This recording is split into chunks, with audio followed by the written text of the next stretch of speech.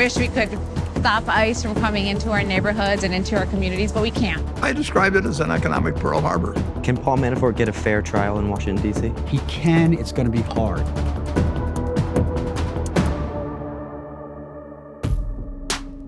The FDA is giving 5 major e-cigarette manufacturers 60 days to explain exactly how they plan to stop minors from vaping.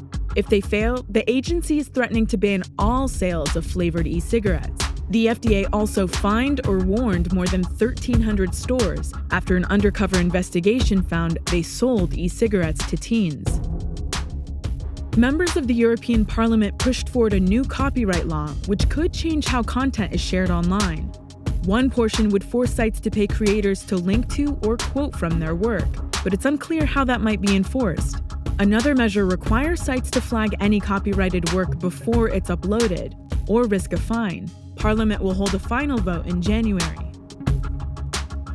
The median income of a household in the U.S. rose above $61,000 for the first time last year, but the Census Bureau also says that figure is statistically indistinguishable from 2007, meaning the middle class has only just recovered from the recession. Jeff Fager, the longtime executive producer of 60 Minutes, is leaving CBS after former staffers said he ran the office like a, quote, boys club, groping and abusing employees. Fager denies the claims, instead saying he was pushed out for demanding a CBS reporter to be fair in their coverage of the allegations. CBS says Fager violated an unspecified company policy that's not directly related to its investigation into sexual harassment accusations.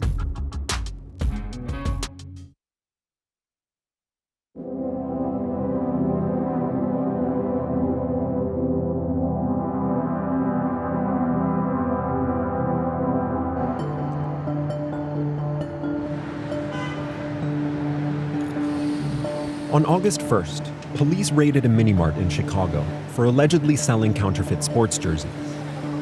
Irma Rodriguez Gonzalez, the store's cashier, was the only person there. Cuando estaban tomando mi información, yo escuché como que alguien dijo que habían venido los del Homeland. Although the Chicago Police Department led the raid, they brought along 2 ICE agents. Me dijo que le enseñara yo mi green card. Entonces yo le dije pues que no tenía. Irma is from Mexico, but she's lived in the US for 25 years.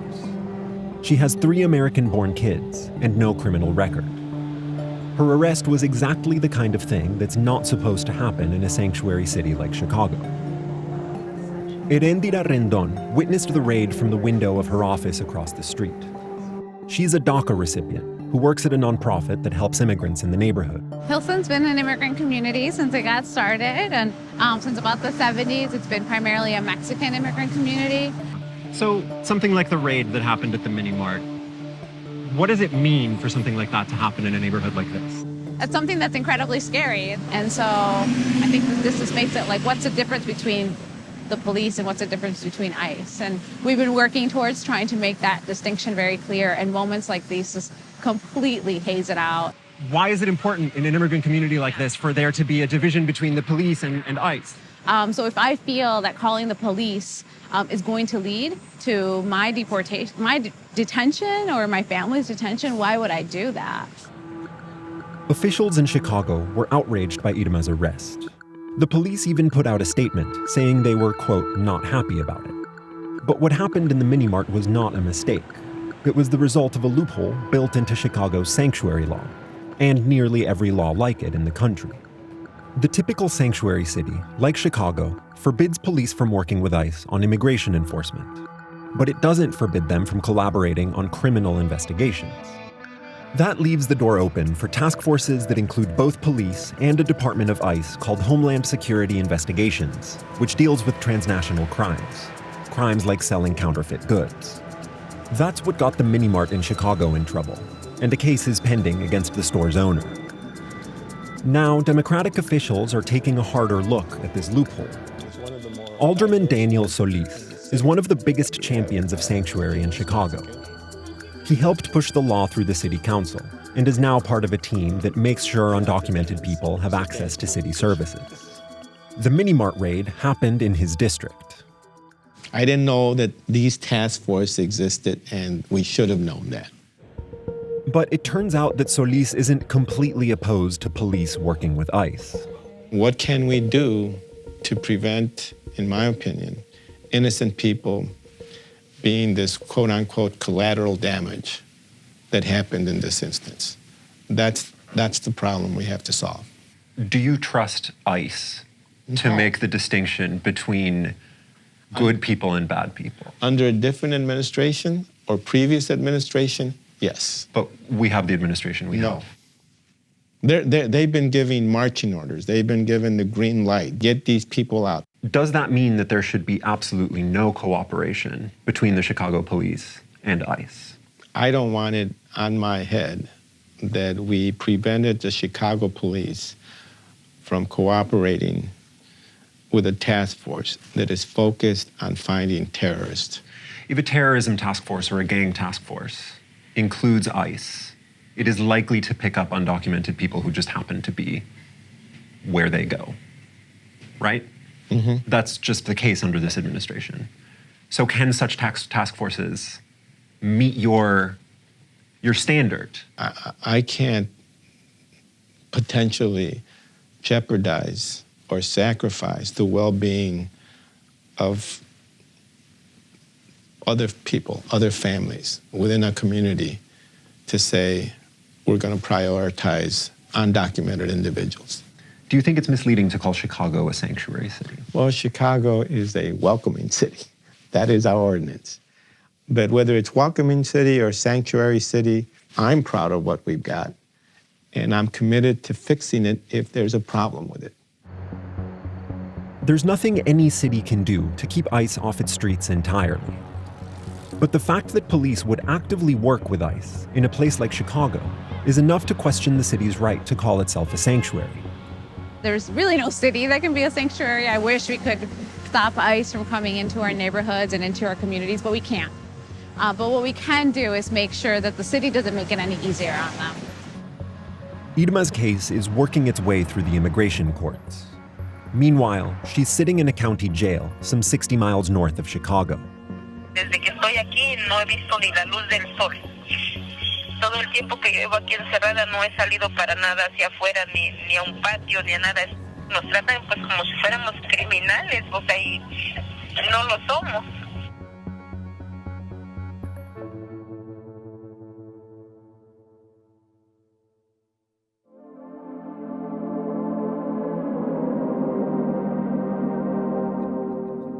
Ten years ago this week, the collapse of Lehman Brothers set off the deepest recession since the Great Depression and led to a massive bailout by the U.S. government. In its death throes, the firm's CEO, Dick Fuld, tried frantically to raise capital. One of the people he called, Warren Buffett. The world's most famous investor recalled Lehman's demise. What people didn't understand going in was just the fact that everybody was a domino except the U.S. government. And they were very close together. So you couldn't stand outside and say, ha, ha, ha, this is, I'm protected against this. Lehman Brothers filed for bankruptcy protection just after midnight. By far the largest bankruptcy ever in this country. The one thing you don't have in those situations is time. Fear spreads extraordinarily fast. Absolute wildfire. Confidence comes back in the door one at a time, but fear wants to leave en masse, and we got to that point. It was something we hadn't seen before. Even the 1929 panic was nothing like this.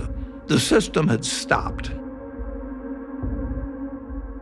You have to remember that 35 million Americans had their money in money market funds, which at the start of the month of September, not one of them was worried about. I described it as an economic Pearl Harbor. I mean, except it was the economy that had gotten hit by an unbelievable force. America's economy is facing unprecedented challenges, and we are responding with unprecedented action. You have to have somebody that can say whatever it takes, and I'm going to do it. And fortunately, we had people who were, when the realized the gravity of what was happening. We were having a run on the United States, maybe a run on the world, and they stepped up. And this morning, we've taken a number of powerful tactical steps to increase confidence in the system, including the establishment of a temporary guarantee program for the U.S. money market mutual fund industry. The people who caused real trouble at the top of a few institutions, I would like to see them being punished perhaps even more, because it's true that in rescuing the institutions that needed to be rescued, that those people did not suffer quite as much disgrace and financial loss. But I don't think anyone that went through September of 2008 thought, ha, ha, ha, this shows that you can't lose. When I made that investment in Goldman Sachs, that was not just having confidence in Goldman Sachs. That was also confidence that we would not unnecessarily drive over a cliff without the United States government doing the things it should do. We hadn't lost anything except we just froze. And you do freeze when you don't trust anybody else. We'll have others. Humans will continue to behave foolishly, and sometimes en masse. That doesn't change. We get smarter, but we don't get wiser.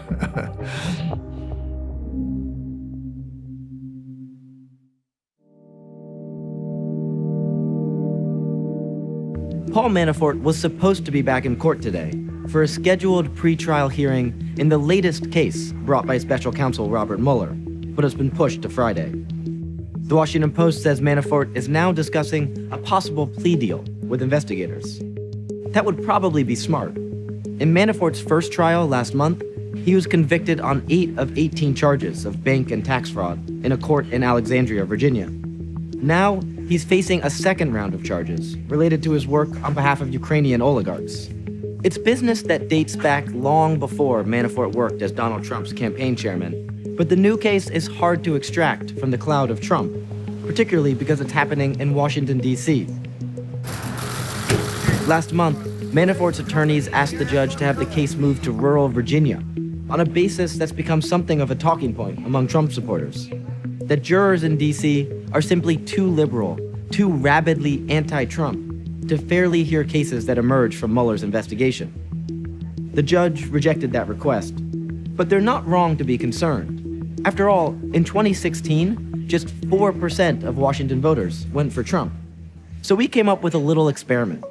We asked a dozen D.C. residents, actually, most of them were our Vice News colleagues, to fill out the actual Manafort juror questionnaire with answers as truthful as possible. And we got Gene Rossi, a veteran lawyer who's tried nearly 100 jury cases in the D.C. area and who happens to be a lifelong Democrat, to put himself in Manafort's attorney's shoes. All right, let me go to juror number 6, okay? And it's question 37. And this often comes up. This case has received significant publicity in the media. Have you seen, read, or heard anything to affect your opinion? Various articles about Manafort's habits and arrangements. He hid millions of dollars, quote, lied about having a foreign bank account. Okay. Obviously, this is a person that probably should be struck for cause. Even if they are describing accurately the stuff they've read in the paper? But you don't know, based on its answer, if that's what they read or if that's what they feel. Juror number 4, 29 years old, and this person mentions the ostrich jacket. If I'm the defense attorney, you're out of there. I just would imagine as a Manafort attorney, you're going through this and you're like, I'd like to get rid of this person, I'd like to get rid of this person. Yes. We gotta get rid of this person. Who's left in this DC jury pool? You're gonna have 40 people with biases and prejudices, but those biases may be a little purse of biases and prejudices, but you're still gonna have a process where it could scare the heck out of you. Even after you filter out all the bad apples, having a guilty verdict 8 miles across the river against your defendant, and 4 weeks later, you're gonna pick a jury that is totally clean of all that negative publicity, it's not gonna happen. In any city, or especially in a place like DC? Especially in a place like DC. But the real problem might be what happens if there is a conviction and the case is appealed, based on the claim a fair jury was impossible to find in DC on the heels of Manafort's Virginia case. Here's what I'm worried about. That if there's a conviction in Manafort 2, the Supreme Court or the DC Circuit may say, you know what? You should have continued that trial a couple more months or into next year, or you should have moved it.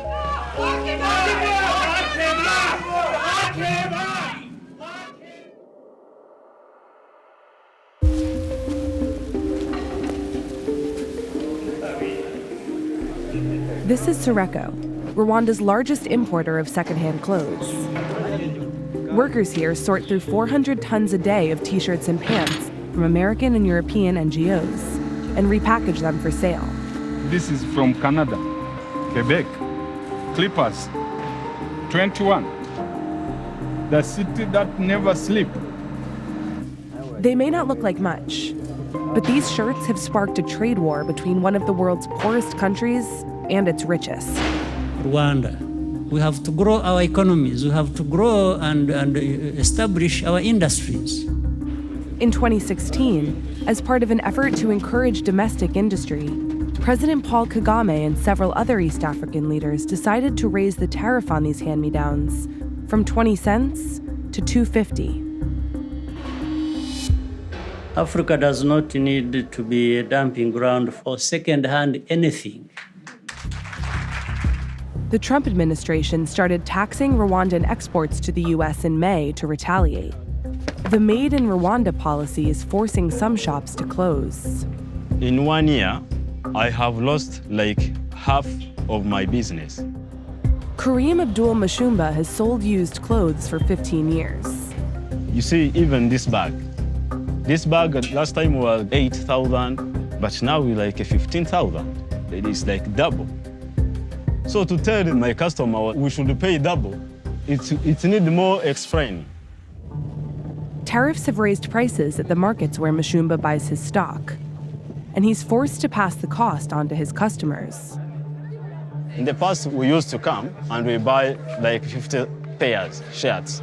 But today you can come, then you buy like 3 pairs, or sometimes you don't get anything.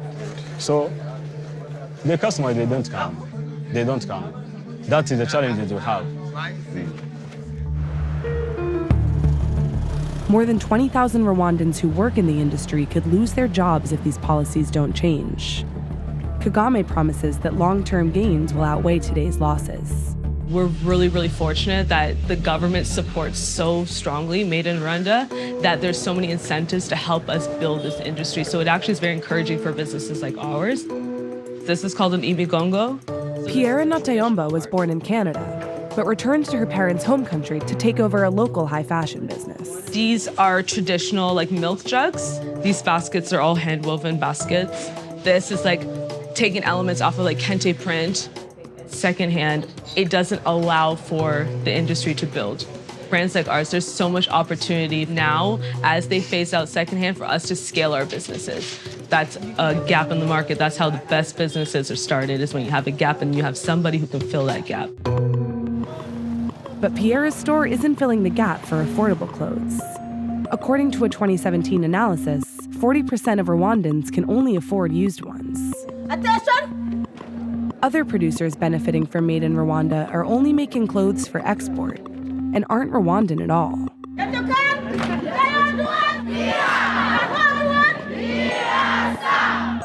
China is Rwanda's 5th largest trading partner and has invested $400 million here over the last 12 years.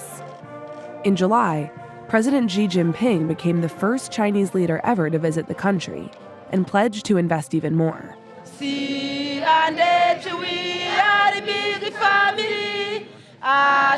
It means Chinese companies like C&H, which opened its first exports-focused factory here in 2015, are well positioned to take advantage of the Made in Rwanda tax break. I think the Chinese and Rwanda government has been, in a good cooperation long time ago.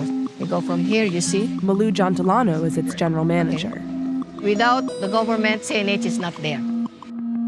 Later on, we're going to have another project that will house 3,000. In about five years more, it will be about 10,000. Workers here earn about 30% more than the national minimum wage.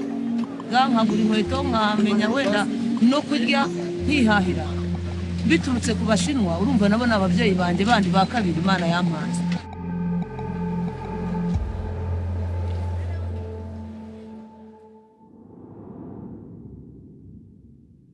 Oh yeah, getting that. This one's a hit. That's disgusting. That could mean so many things.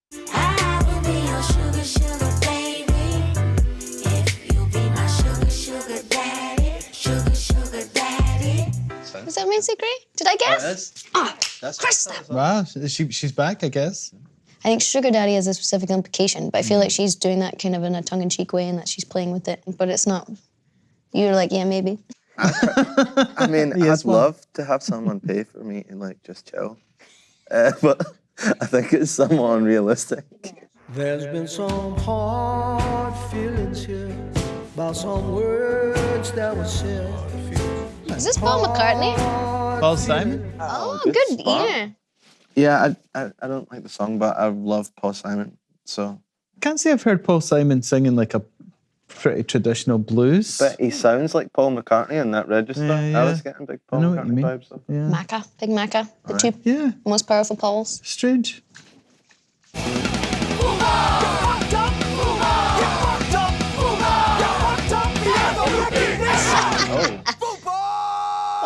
Oh, that's taking a left turn at the lights.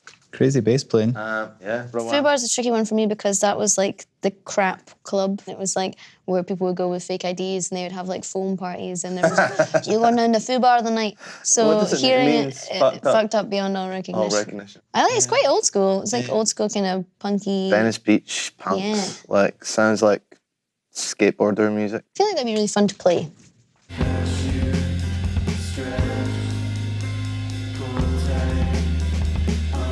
Oh, I like this. Yeah. I love that. I love how like disinterested it is production-wise.